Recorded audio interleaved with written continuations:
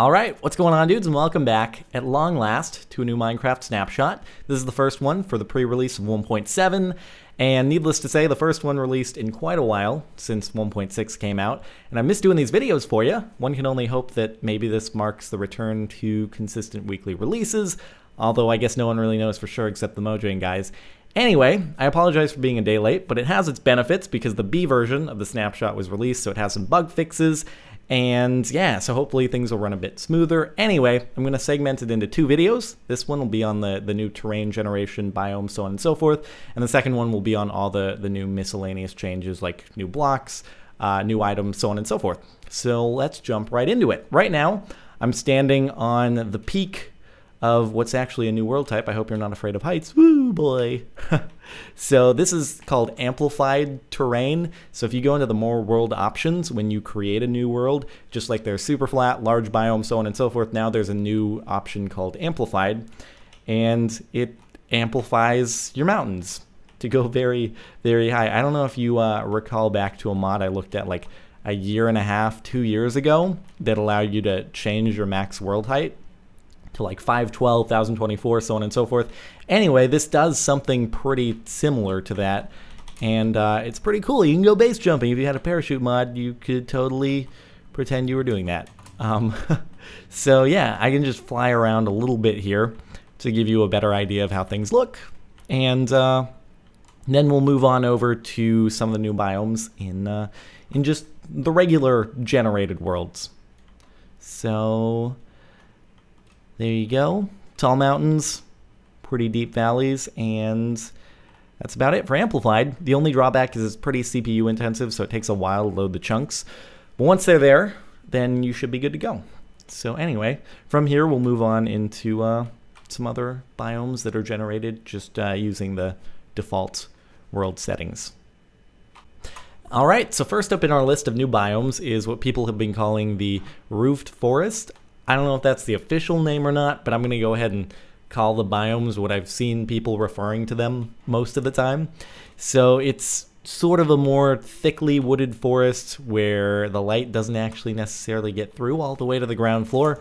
I've seen some mobs spawning here and there. I don't know if that's simply because they came out of a cave or if they actually spawned underneath the leaves because it got dark enough at a certain area. Anyway, I don't know for sure, but you've got some giant mushrooms that generate naturally, which is pretty cool because that's actually the only other location where you'll find them aside from the mushroom biomes, but obviously the mushroom biomes are pretty rare to stumble upon, so this is probably your best bet now for finding them. And that's about it. Give you a nice wide shot, and then we'll move on to the next one. So next up, we've got what seems to be known as the Mega Taiga biome. Not Mega Tiger, Mega Taiga, like the rapper. In fact, this biome was totally named that because sometimes you can expect to see a mega huge version of him walking around. New boss battle. Don't listen to me, that's not true. So it's sort of like a redwood forest. That's kind of what I call it. Like it has that Northern California atmosphere vibe going on with some taller trees, with thicker stumps. And it also has a new block called Podzol, which is sort of like dirt, except it can't be overgrown by grass, and it has a different top texture and whatnot. And yeah, give you a nice wide shot, and then we will go ahead and move on to the next. And I realize I should probably F1 this because my hand is absolutely serving no purpose. So yeah, on to the next biome. So now we're in what's not necessarily like a brand new biome, but more of a tweak to an existing biome. This is a plain biome, except now it has flowers all over it, so it's a flowery plain. Now bear in mind that not all plains generate with a bunch of flowers on them, so this is sort of a new thing. But again, it's just a combination of a couple different features. And this is actually something that seems to be happening in the snapshot, is that there will be biomes that sort of combine features of pre-existing ones. So you could have like, I don't know, a Mega Taiga in Extreme Hills. I don't know if you can have that combination in particular, but I've seen just random things throughout, like a plain that now has a bunch of flowers on it that seem to be combinations of different features. So again, You got lots of new flowers, and I'll take a look at them in more depth in the next video, where we're taking a look at new items, blocks, so on and so forth. But for now, you just get sort of an overall look and feel as to, I don't know, maybe you want to frolic here with animals, and you'll feel really bad if you ever want to kill a pig or chicken here, because it's just such a happy place. So, yeah. Anyway, these are the new Flowery Plains, or Sunflower Plains, whatever you want to call them, because these are sunflowers. And yeah, let's move on to the next. This is the new Savannah Plateau biome. It's got sort of that African savanna feel to it, like you could go on a safari here. I don't know. And I just totally realized I used savanna in order to describe itself. Thank you, Captain Obvious. So the lowlands lead into some hills, and then the hills lead into plateaus, and the plateaus are sort of bordered by rivers and lowlands, so on and so forth. It's a pretty cool new biome, I think. At least this is one of my new favorites. Anyway, I wanted to use this as sort of an example to show you Minecraft's new way of placing biomes next to each other. So basically, in this version, each biome now belongs to a certain category of temperature, so ranging from very cold to very hot. And the game will try to place biomes next to each other that are on bordering heat categories. So rather than now getting deserts that lead into snow biomes, you'll get a desert that maybe leads into one of the savanna plateaus, that then leads into a forest, and then it'll lead into a snowy area. So rather than these really harsh transitions that you wouldn't necessarily see in the real world, it'll try to gradually lead into different temperature ranges. Obviously, it can't be completely perfect, because that would be a very big puzzle to try to solve. In fact, it would probably be impossible, but more often than not, you'll see biomes sort of smoothly transitioning now. So that's pretty cool. And I wanted to use this as an example because you can kind of see the Savannah Plateau leading into a desert here. It dead ends in the ocean, but you kind of get the idea. So not the best example, but hopefully my description will suffice. Anyway, from here we'll move on to another biome. Here we have the Birch Forest biome, which, although it looks similar to the regular old forest that's always been in Minecraft, it is new because every tree is a birch tree. So if you are a fan of birch trees, then come on down and have a nice vacation at the Birch Tree Forest. This message brought to you by the Birch Tree Tourism Board. Anyway, it is what it is. It's a forest made of birch, and here's a nice wide shot. And now we'll go ahead and move on to the next.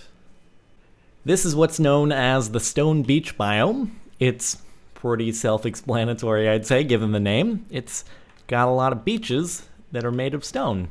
It also serves as a good example, though, of the fact that now, even in biomes that aren't necessarily snow biomes, when you get above, it's either y equals 80 or y equals 90. I guess we can check right now. It is y equals 90, at least right here, but I could have sworn I remember seeing y equals 80 somewhere else. Anyway, when you get above a certain elevation, snow will start to generate even if you're not necessarily in a snow biome. That right there that we're looking at is a snow biome. So don't be mistaken, though. We're in a different biome here. Yeah, so again, snow can generate, if you look at these treetops as well, once you get above a certain elevation. And that's something to keep in mind, I guess. So this is the Stone Beach. And now we'll move on to the final few that are remaining. I've gone ahead and tried to save some of the best for last to give you some encouragement to stick around until the end. This is the Ice Spikes biome. It's what used to be a regular old snow biome, but now it has these really cool ice spiky structures thrown in them that are actually made of a new block. It's called packed ice. It's an ice block with no transparency, more or less. You can sort of see the difference between the spikes and the ice that's on the surface of the lake here. And I like it. I think this one's super freaking cool. And you could make like an igloo out of one of the spikes. I don't know, the possibilities are totally endless. So let's go ahead and get a wide shot, and then we'll move on into actually sort of my favorite new biome. Well, first, an interesting thing that happened in the A release of the Snapshot, and then we'll move on to the real biome. So anyway, so this is what I sort of jokingly refer to as the Black Mesa Plateau biome. So I'm sure a lot of you saw a screenshot a while back that Jeb tweeted. that showed this really cool, like rainbowy hardened clay biome. Well, that's called the Mesa Plateau biome, but in the A release of this week's Snapshot, there was a bit of a bug where that hardened clay rainbowiness didn't generate and everything else did, kind of, I guess. So it turned into basically the biome without the mountains, but it has the tops of the mountains and the base of them with sand and stuff, just not the mountains themselves.